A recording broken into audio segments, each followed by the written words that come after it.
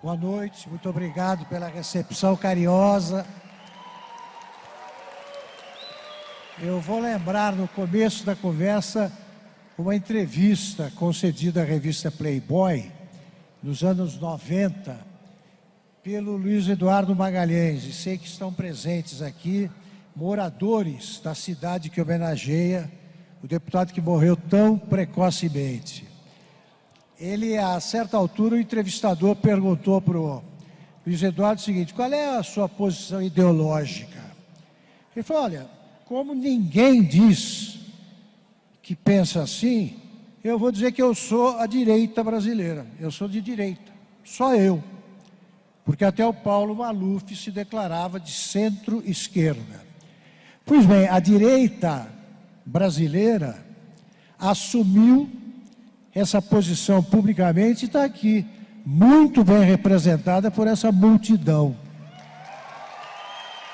Ela não tinha nome nem rosto, agora tem, e já é hegemônica, e vai mostrar no dia 7 que é hegemônica nas ruas também.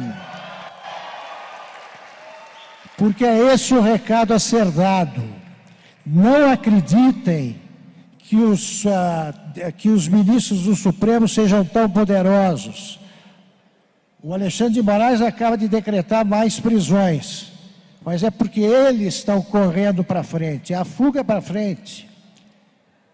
Um advogado que eu entrevistei no programa Direto ao Ponto na segunda-feira, depois do programa disse: olha, não digo isso ao vivo, porque eu advogo lá, mas os ministros do Supremo se consideram super-homens ou super-juízes, porque ainda não viram o que o povo pensa. Eles vivem numa redoma.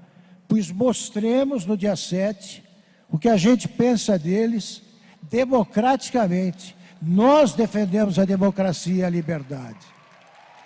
Eles são o perigo. Eles, o Brasil, já entrando no nosso tema, com a cumplicidade ativa da imprensa, a imprensa velha, o Brasil é um país do avesso. Os antidemocratas que tentam o tempo todo derrubar um presidente democraticamente eleito, acusam o presidente de golpista e a direita de ser inimiga da Constituição, pois nós estamos defendendo a legislação brasileira de ministros que agem fora da lei. Os fora da lei hoje no Brasil são os ministros do Supremo, os deputados que se curvam e os jornalistas que contam mentiras o tempo todo, porque o fato não tem ideologia. Nós publicamos fatos que eles chamam de fake news. Fake news é você tratar o Lula como se ele não fosse um ladrão, por exemplo. Para saber o porquê a imprensa foi reduzida a isto que estamos vendo, eu quero conversar com o Adrilles e com o Paulo, e quero ouvir primeiro o Adrilles, para que ele conte o que ele acha que aconteceu. Adrilles, com você. Olha, o fenômeno, primeiro eu queria agradecer essa imensa plateia que está defendendo os pressupostos básicos de liberdade de expressão e democracia que estão hoje totalmente ameaçados por um Supremo Tribunal Inquisitorial que está querendo empurrar goela abaixo sob o manto de um falso discurso de democracia, de liberdade, e empurrar um tipo de verdade deles. Dias atrás, Augusto, o Supremo lançou as bases de um tipo de princípio de verdades do STF, que vai ensinar às pessoas quais são as verdades que são permitidas pelo Supremo Tribunal Federal. A gente vive uns períodos mais negros da história da democracia e da República Brasileira pelo seguinte: o fascismo que eles acusam nos outros, por projeção espelhada, é o fascismo deles, só que é um fascismo sob uma roupagem limpinha, liberal, democrata, progressista. Eles falam em democracia, mas querem atropelar todos os direitos, os legítimos direitos de liberdade de expressão das pessoas, falando exatamente em direitos, falando em democracia e liberdade. É engraçado, quando um ministro chega e diz assim: vocês vão às ruas, e todo mundo vai às ruas em 7 de setembro, milhões de pessoas, a gente tem uma expectativa clara nesse sentido, mas vocês não podem desrespeitar os pressupostos da democracia e da liberdade de expressão. Ora, eles são tão narcisistas que eles se colocam hoje no lugar do povo. Desrespeito à democracia para eles é desrespeito ao pressuposto da democracia representativa. Eles acham que representam o povo. Mas quando o povo diz que você não me representa, meu caro ministro Alexandre de Moraes, aí ele se sente ofendido e se coloca no lugar do povo. É uma coisa absolutamente esquizofrênica de um ministro, de ministros do Supremo Tribunal Inquisitorial, que condenam e demonizam o povo por fazer legítimo seu direito à voz. A gente nunca viu uma situação tão esquizofrênica, nesse sentido, na história da nossa nação. E essa história, ela é corroborada, essa história abjeta, de um ministro que se coloca no lugar do povo para atacar a própria liberdade popular, prendendo pessoas, tirando o direito de pessoas garantirem o pão de cada dia, com trabalho, o direito de ir e vir, e o direito de se monetizar, de ganhar dinheiro com sua livre expressão, tem o endosso de uma imprensa, de uma grande mídia hoje, Augusto Nunes, por uma simples razão. Eu acho, Augusto, e você é um jornalista com tempo de experiência muito maior que eu, acho que você concorda comigo, que a investigação da verdade, ela tem um pressuposto no caráter jornalístico, que é a pluralidade de opinião.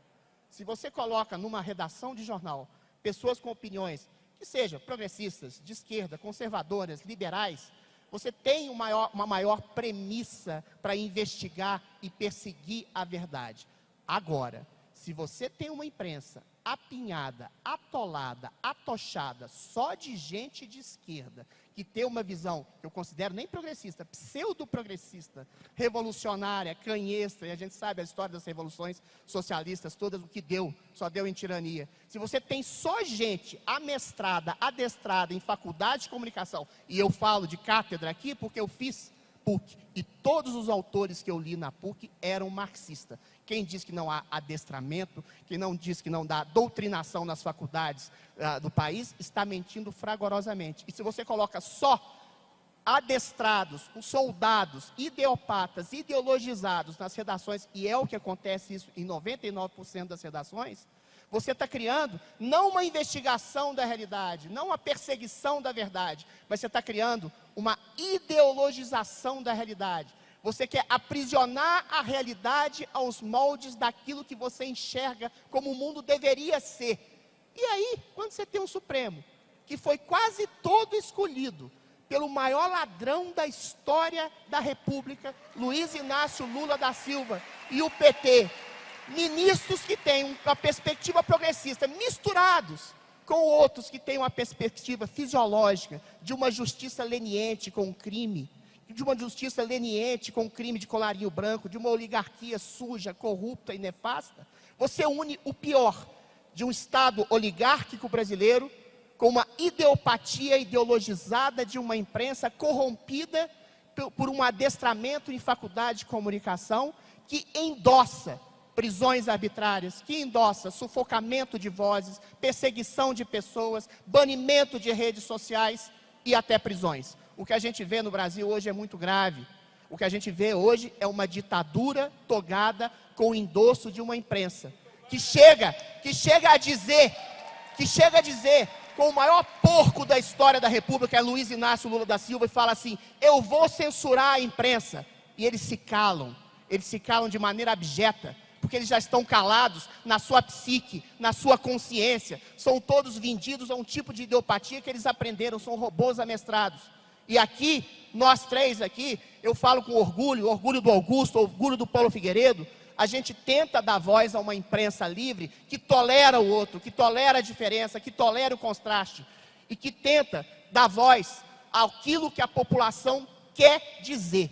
Porque aquilo que a população quer dizer hoje está imensamente sendo tolhida por um Supremo Tribunal Inquisitorial, infelizmente, com o apoio massivo de uma grande mídia totalmente sujeita a uma ideopatia. Muito bom. Paulo Figueiredo, com você.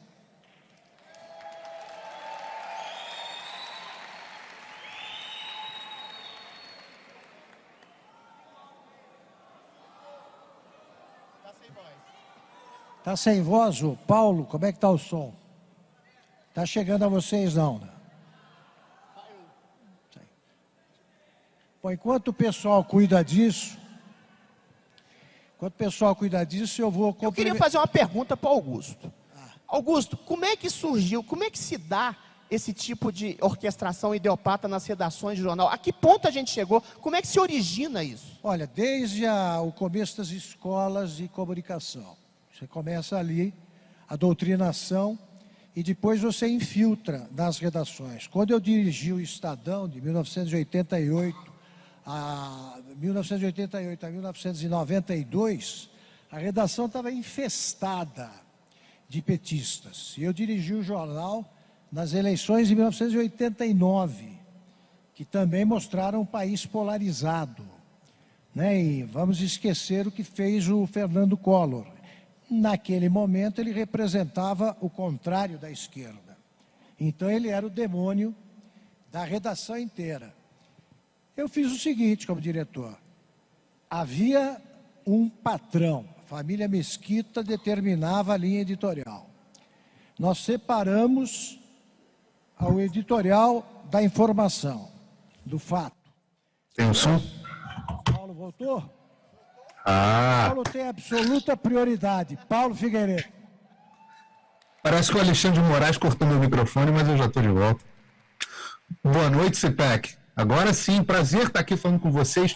Augusto, um prazer enorme estar contigo. Adriles, prazer enorme estar contigo de novo. Saudades de fazer programa junto contigo. E fazer programa, eu não sei, talvez o pessoal do Hipócritas acabe fazendo uma piadinha com isso. Mas, pessoal, é uma alegria enorme estar no CPEC. Eu acho que isso tem muito a ver com o que a gente estava conversando agora. Eu fui o primeiro jornalista brasileiro a cobrir um CPEC. O quanto que isso, em 2017, o quanto que isso é icônico?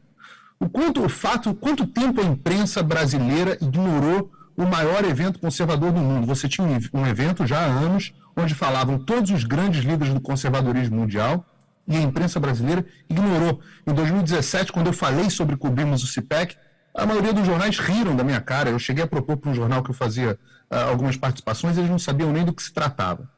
Pois bem, apresentei a ideia na época ao deputado Eduardo Bolsonaro, ele adorou, virou palestrante, levou o CPEC para o Brasil, a gente está na segunda edição. Então, muito especial a gente estar aqui. O que eu posso falar sobre o jornalismo? Nada muito diferente do que eu venho falando há bastante tempo. Eu falo com enorme tristeza, e eu já disse para vocês e vou repetir: o jornalismo profissional morreu. E é triste dizer isso. É triste dizer porque eu, com 17 anos, entrei para a faculdade de jornalismo porque sonhava em ser jornalista. E eu tenho certeza que os grandes nomes do jornalismo que brigam para manter vivo o antigo bom jornalismo, como, por exemplo, o Augusto, que vocês estão tendo aí o privilégio de ter no palco do CPEC uma lenda viva do jornalismo brasileiro, ou as pessoas novas que se juntaram a essa nova forma de fazer jornalismo, como o Adriles, que brilha em todos os lugares que eles fazem, essas pessoas brigam para manter vivo o quê? A capacidade de informar as pessoas, os fatos, a capacidade de separar o jornalismo objetivo, os fatos, os acontecimentos, das opiniões. É isso que a gente vive? Eu pergunto a vocês se é exatamente isso que a gente vive. Enquanto a gente estava aqui no ar, eu li uma seguinte notícia no UOL. O UOL é um dos maiores blogs, né? A gente tem vários colegas que trabalham no UOL. Blog, jornal, não sei mais qual é a diferença. Está aqui. Em ameaça golpista, Bolsonaro diz que 7 de setembro é ultimato a 2 ministros do STF. Aí está aqui. Notícia começa. Em tom ameaçador e golpista, o presidente Jair Bolsonaro, sem partido, disse que hoje a manifestação de seus apoiadores de 7 de setembro... Isso é jornalismo? Eu pergunto a vocês que estão na plateia. Isso é jornalismo? Isso é uma reportagem objetiva do que está acontecendo no Brasil? Alguém aqui que está participando do CPEC, alguém tem algum interesse em dar um golpe? Ou a gente tem interesse em que as nossas vozes sejam ouvidas? Quem dá um golpe? É o presidente que todo o tempo diz que vai se manter dentro das 4 linhas das instituições, da Constituição, diz que vai respeitar as instituições. A imprensa está prometendo a vocês, a todos nós, durante anos, desde que o Bolsonaro concorreu à presidência, de que o governo Bolsonaro seria uma implantação de ditadura no Brasil. Eu pergunto a vocês, quantos presos políticos fez o governo Bolsonaro? Quantos jornalistas presos pelo presidente Bolsonaro? Hoje algum jornalista foi preso pelo presidente Bolsonaro? Não, mas pelo STF foi, né? Temos aí o Wellington Macedo preso. Algum manifestante foi preso? Algum organizador? Quem foi preso pelo governo Bolsonaro? No entanto, é isso que a imprensa tem vendido a todos nós o tempo inteiro. E por que eu digo que morreu? Eu digo que morreu porque toda vez que nós fazemos toda vez que nós noticiamos alguma coisa, nós como jornalistas, nós emitimos um cheque, nós emitimos uma nota promissória. Quando a realidade não compensa essa nota promissória, o que acontece? A gente fica com o nosso nome sujo na praça. A gente vai para o SPC da credibilidade, a gente vai para o Serasa da credibilidade.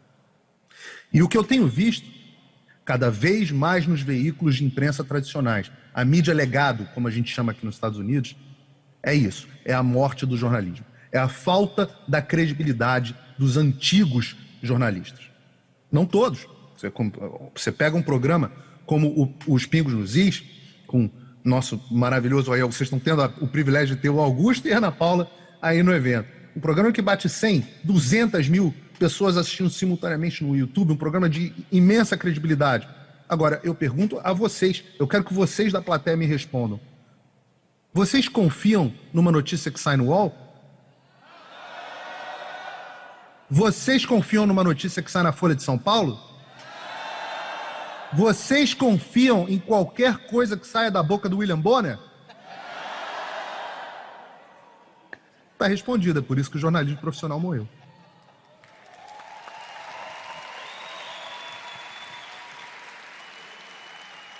Salva a gente, Augusto. Obrigado, Paulo. Antes de complementar... Está falando? Paulo, antes de complementar a resposta ao Adrilles, eu vou emendar um comentário ao do Paulo. Quem trata o povo brasileiro como um bando de idiotas acaba fazendo o papel de imbecil. Vamos pegar os números. O que vocês gritaram agora é o que diz o povo brasileiro. Quando eu dirigi o Estadão, tinha 500 mil exemplares o jornal. Hoje tem menos de 100. A audiência da Globo não para de cair. A Folha tem menos de 100 mil.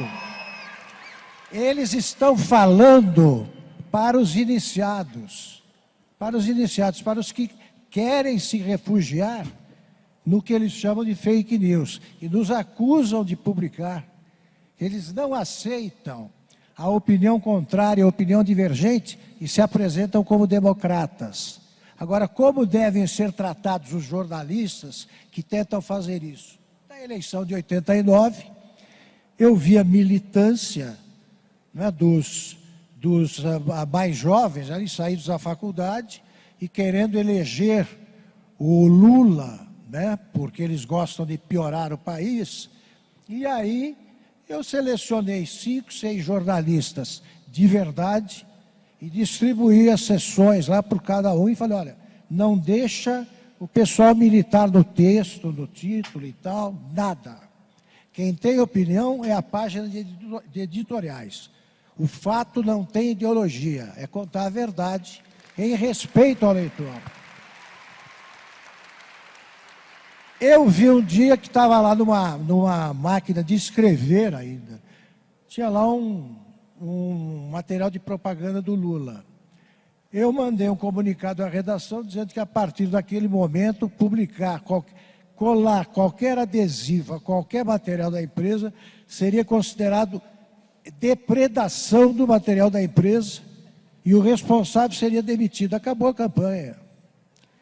Acabou a campanha. Portanto, falta o diretor de redação de perfil clássico.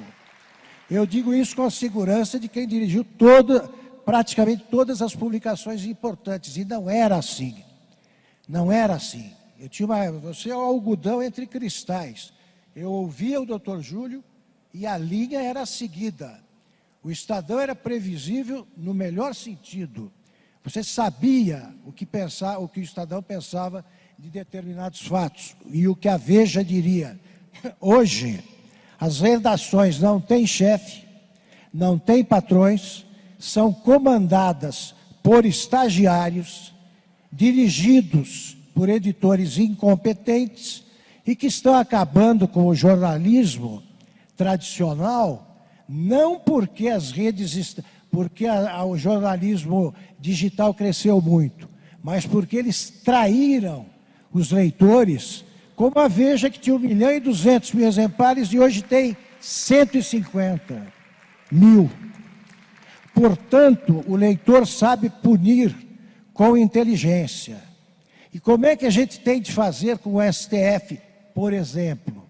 Não é fechar o STF, é mostrar que a gente leva a sério o artigo 1º da Constituição. Todo o poder emana do povo, e em seu nome é exercido pelos eleitos.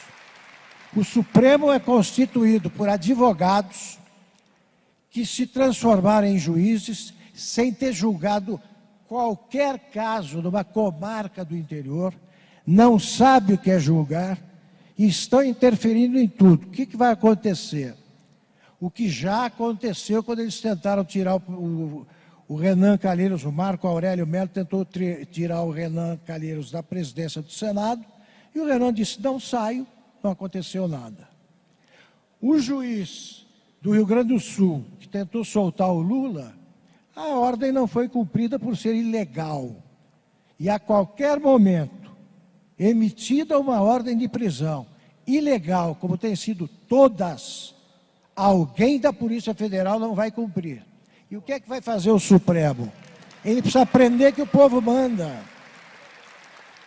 Eles têm que fazer o teste de popularidade. Apareçam na Avenida Paulista, não com a gente lá, com o público normal andando, apareça o Lula e vamos ver esse teste de popularidade se bate com os testes do Datafolha. Ele não completa 200 metros. Agora, o presidente da República, que é o genocida, ele atravessa, sim, a Avenida Paulista, tranquilamente. É isso. O Lula, que reúne multidões, não vai aparecer nas ruas no dia 7. Adriles. Perfeito. Eu quero dar uma nota maior de otimismo. Quando o Paulo Figueiredo diz que o jornalismo profissional morreu, eu discordo, mas pelos mesmos pressupostos dele. Sabe por quê? Não é o jornalismo profissional que morreu, é um jornalismo putrefato, ideopata, sem chefe, sem chefia, comandado por estudantes, estagiários de comunicação, adestrados por professores ideopatas. Esse sim que está morrendo. O que está ressuscitando com a voz das redes sociais é um jornalismo novo, um jornalismo alternativo, formado pelo povo, falando exatamente em diálogo com o povo. Eu acho o seguinte, Augusto, Paulo, durante muito tempo, eu estou falando de séculos, intelectuais se arvoraram em falar pelo povo. O marxismo, então, foi a coisa mais totalizante nesse seguinte. O povo, a voz do povo, a rebelião das massas, o proletariado, intelectuais falavam aquilo que eles achavam que o povo estava querendo, mas eles estavam falando através dos seus próprios egos. Isso reverberou tanto no jornalismo, tanto nas faculdades, nas universidades, nas instituições culturais, que foram todas aparelhadas, como dizia o grande Antônio Gramsci, que a grande revolução não é a revolução proletariada, é a revolução cultural, você ocupar espaços culturais, jornais, televisões, rádios, universidades, etc., até formar uma mentalidade socialista em que todo mundo se coadune. Tudo bem, em grande medida ele conseguiu, tanto aqui no Brasil quanto no mundo. As instituições, as artes, as faculdades estão grandemente, fortemente aparelhadas por instrumentadores da esquerda. Mas o povo se contrapõe a isso. E aí surgiu um advento que foi maravilhoso, que infelizmente hoje também está praticamente solapado, está indo por um lado ruim, eu espero que volte, que são as redes sociais. Aí pela primeira vez o povo pôde falar por si mesmo. Aí o que aconteceu? Os jornalistas, os ancestrais, aqueles que achavam que falavam pelo povo, pelo seu marxismo cultural, ficaram assustados. E, eventualmente, o povo começou a dar canais, como a da Bárbara, de Atualizei, e outros, do Terça Livre, de outros jornalistas independentes, alternativos, que realmente não falavam pelo povo, mas dialogavam pelo povo.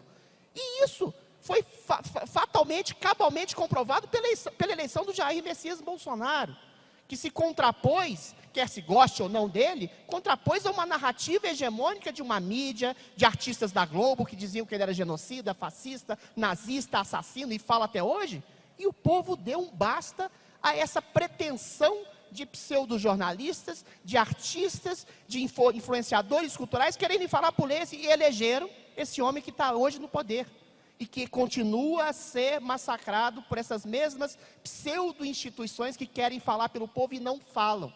E aí, quando essas elites socioculturais, intelectuais de esquerda se sentem ameaçadas, o que elas querem?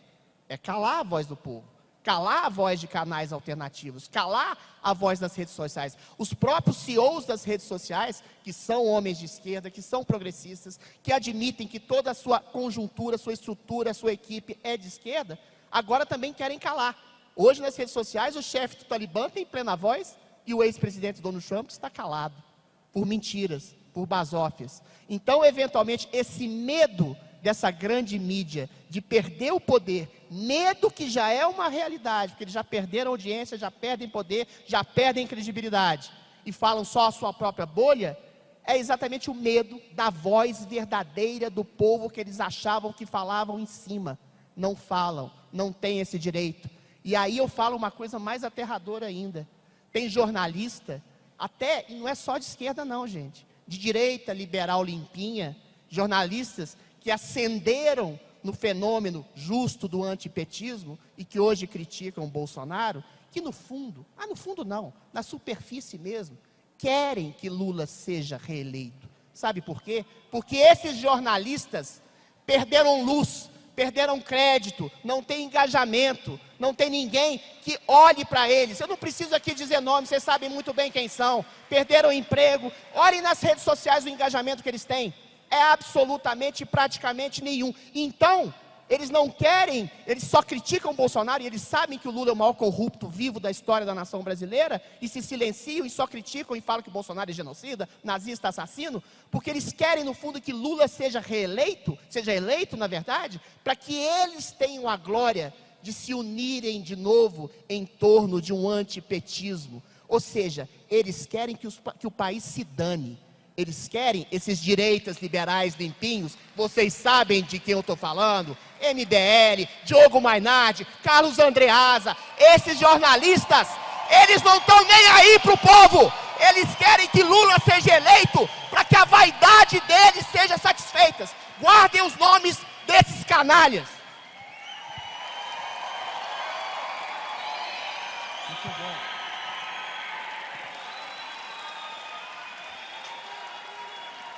Antes de passar para o Paulo, eu só lembro o seguinte, que é uma pena que a Lava Jato não tenha chegado ao jornalismo para ver esses contratos de 1 milhão que eles tinham, milhões com a Petrobras. Eles estão no Petrolão. E um dia a gente chega a eles. Paulo Figueiredo.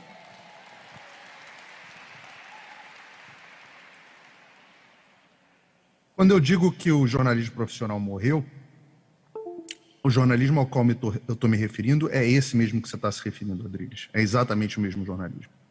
São essas pessoas que olham com desprezo para a sociedade, para o homem comum. E a gente tem que parar para pensar que existe uma mentalidade que conecta todos esses agentes que você está falando. E essa mentalidade é o desprezo pelo homem comum.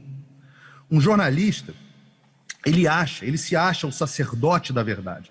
Ele acha, em geral, claro, ele acha que ele tem o direito de filtrar quais informações você, espectador, tem direito de receber, porque você é tão burro que se você tiver acesso a todas as informações possíveis, você vai chegar à conclusão errada.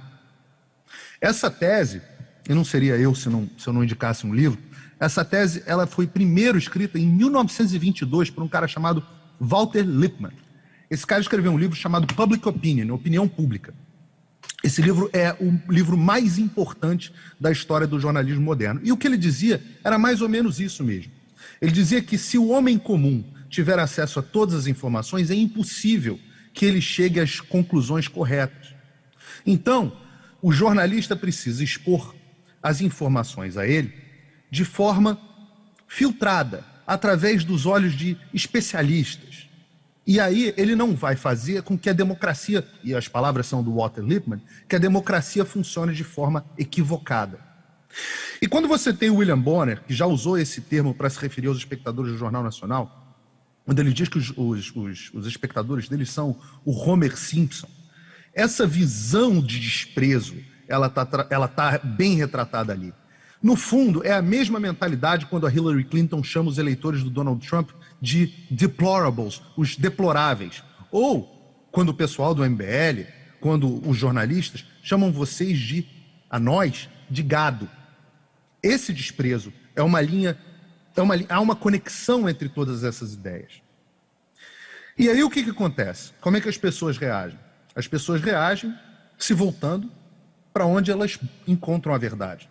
E aí você tem a ascensão de grupos como, por exemplo, o Terça Livre, que começou com o Alan dos Santos e o Ítalo fazendo uma livezinha de Google Hangouts, e hoje tem o seu estúdio.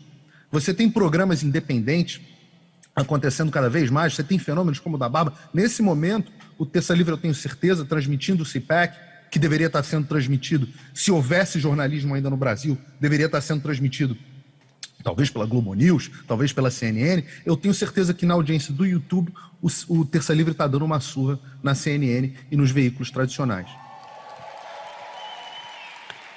Adriles, como o nosso tempo está chegando ao fim, você tem 2 minutos e meio para o teu último comentário. Peraí, Edgar, aí não. Cadê? Eu chamo o Paulo Matias. Paulo Matias melhorou minha vida, você melhorou minha vida, meu caro Paulo Figueiredo. Eu acho o seguinte, a gente está vivendo um período nefasto da história das liberdades pelo seguinte: o jornalista, que é quem deveria priorizar mais, e falo aqui do jornalismo, pela liberdade de ação, liberdade de expressão, ele está levado por a sua idiopatia, pela sua doutrinação de esquerda, e a esquerda não tem nada a ver com liberdade, a gente sabe da história. A esquerda tem a ver com uma pseudo e falsa segurança que você tenta dar ao cidadão para que ele fique entregue a um Estado totalitário. E, infelizmente, esse jornalismo cooptado pela esquerda, ele quer fazer parte desse totalitarismo. Um jornalista narcisista, ególatra, ele quer comandar a sociedade. Ele não quer dar voz à sociedade. Ele quer falar o que a sociedade gostaria que fosse e que é o que o jornalista quer. É o mesmo princípio do Barroso. Essa coisa do juiz iluminista, que acha que o povo é burro, é cego, e tem que ser levado por uma mão onisciente daquilo que ele acha, ele juiz, e o jornalista se coloca no lugar do juiz, do que ele acha que deve ser, o que deve ser feito, segundo ele, jornalista que quer pensar pelo povo. Essa pandemia, esse isolamento social, foi uma crise, foi a centralização, o fulcro, o início dessas perdas de liberdade de ir e vir, perda de liberdade de trabalho, perda de liberdade de livre expressão, de contestar saúde, ciência. A ciência é feita de hipóteses, meu Deus. Contestar remédio, propor remédios, propor soluções. Esse tipo de crise na liberdade fundamental do cidadão se aliou a um tipo de antipatia, ojeriza, ódio, ou qualquer tipo de manifestação diferente de uma esquerda que dominou subliminarmente todas as instâncias culturais, como a gente falou aqui, durante 30, 40 anos aqui no Brasil, e projeta num governo, o primeiro governo assumidamente conservador que a gente tem, a projeção de uma ditadura, a projeção de um fascismo. Aí eu volto à minha tese inicial e eu termino com ela. Pela projeção de uma ditadura, pela projeção de um fascismo imaginário que nunca chega, assim como não chega nunca a utopia de um princípio comunista e que faz com que você roube as pessoas, mate as pessoas, cometa genocídios, como aconteceu na União Soviética, no leste europeu, na Venezuela, em Cuba, tudo em nome de uma utopia que está ali para chegar e nunca chega. Enquanto isso, você faz as maiores barbaridades. Foi assim com o PT no Mensalão, no Petrolão, e está sendo assim agora com o Supremo, que está atropelando liberdades fundamentais em nome de um medo de uma ditadura que nunca chega e que impõe uma ditadura real às pessoas, calando vozes, cerceando o pensamento, prendendo pessoas, impedindo as pessoas de ganhar dinheiro. E o que é mais abjeto, Augusto, é que esse tipo de ditadura é endossado pela maior parte da grande mídia. Agora, a minha esperança, e cada vez maior, é que essa grande mídia, cada vez mais, se transforma numa pequena mídia. Porque a grande mídia é a voz da população oriunda das redes sociais, é o jornalismo alternativo. Alguns pontos de jornalismo, e aqui eu faço um elogio à nossa Jovem Pan, ao Pingos nos Is, ao Augusto, ao Paulo Figueiredo, que é um dos maiores profissionais que eu já tive o prazer de trabalhar com. Ou seja, o jornalismo profissional não morreu. O jornalismo profissional está tomando outras roupagens. E tem dois grandes nomes dessa nova roupagem, que pode ser até antiga e imortal e eterna, como a cara do Augusto Nunes e a nova cara do Paulo Figueiredo. A Fênix ressurge das cinzas. Foi um prazer enorme participar aqui com o Adrilles, com o Paulo Figueiredo, dessa conversa. É um prazer imenso ver vocês aqui, porque eu quero enfatizar que é o povo que decide qual é o destino do Brasil, e nós vamos ganhar, vamos vencer, porque temos razão. Porque temos razão. E para mostrar que a gente sabe combater, a gente sabe ficar indignado, mas continuamos tendo muito apreço pela vida, nós gostamos da vida. Vou contar uma história que não deixa de ser divertida e que mostra a diferença entre esquerda e direita. A esquerda não aceita a divergência. E isso se reflete no episódio que aconteceu no Estadão, que era um jornal que recolhia exilados de esquerda quando ocorria um golpe de direita e recolhia de direita quando era golpe de esquerda. Então eles eram editorialistas e conviviam com aquela tensão. Mas vocês vão ver por esse episódio quem é que era o tolerante. Um editorialista de direita chamado Lenildo Tabosa Pessoa estava subindo pelo elevador, o Estadão ficava no 6º andar. No 4º andar, para o elevador e aparece para entrar o Miguel Rodrigues, que era um português comunista. Aí o Lenildo disse: boa tarde. E a resposta do Miguel: eu não cumprimento o filho da puta. Resposta do Lenildo: eu cumprimento. É isso. É assim que devemos tratá-los. Muito obrigado para vocês.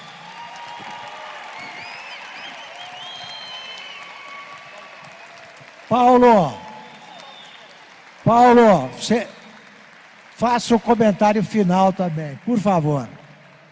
Meu comentário final é rápido. Paulo, primeiro, mais uma vez, um privilégio estar aqui com vocês. E eu vou dizer, existe saída sempre, pessoal. A Fênix ressurge das cinzas. Não vão nos calar. Não vão nos calar nas mídias sociais também. Agora a gente está tendo, inclusive, alternativas. Um ano atrás a gente não tinha, agora a gente tem alternativas. Tem o Getter como uma rede social para a gente poder falar livremente. Ano que vem vão tentar, sim, nos bloquear nas redes sociais, mas nunca vão conseguir nos calar. Não dá mais. Vocês voltaram a ter voz e não vão deixar mais de ter. Obrigado. Um abraço. Obrigado. São vocês que garantem a nossa luta, né? É isso aí. E 7 de setembro, todo mundo lá.